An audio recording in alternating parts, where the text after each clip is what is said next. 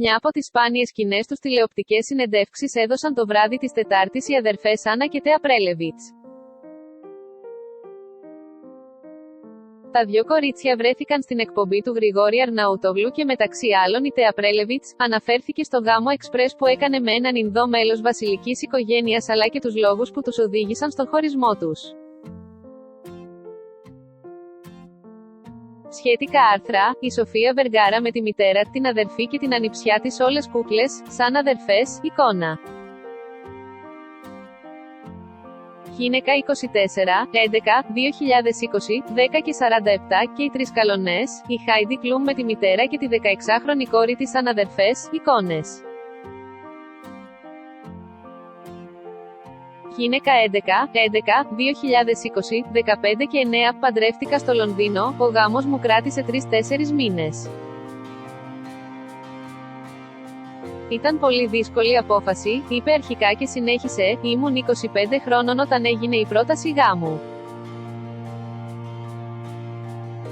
Παντρεύτηκα στα 26 και είχα κλείσει τα 27 όταν χώρισα. Ο πρώην σύζυγος μου είναι Ινδός, μεγαλωμένος στην Αγγλία και μέλος της βασιλικής οικογένειας στην Ινδία. Είχα πάει πολλές φορές στην Ινδία και είχα πάει και στο παλάτι, ήταν μια εμπειρία ζωής.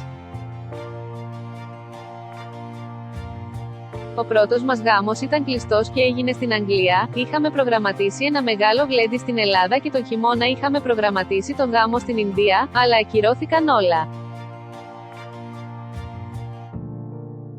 Είχαμε πολλές αγεφύρωτες διαφορές, του εύχομαι τα καλύτερα, δήλωσε αρχικά η Τέα Πρέλεβιτς. Στη συνέχεια η Τέα Πρέλεβιτς μίλησε και για ένα απίστευτο περιστατικό που συνέβη σε ένα από τα ταξίδια της στην Ινδία όταν σχηματίστηκαν ουρές γύρω της για μια και μόνο φωτογραφία μαζί της. Όταν πήγα στο Ταζ Μαχάλ περίμεναν ουρές κόσμου να βγάλουμε μια φωτογραφία γιατί τους φαίνονταν περίεργο που ήμουν ξανθιά με λευκή επιδερμίδα. Πηγή, η εφημερίδα.gr https άνω και κάτω.κάθετος www.iefημερίδα.gr /z Τέα Πρέλεβιτς /Gamos /με /Indo /Χόραις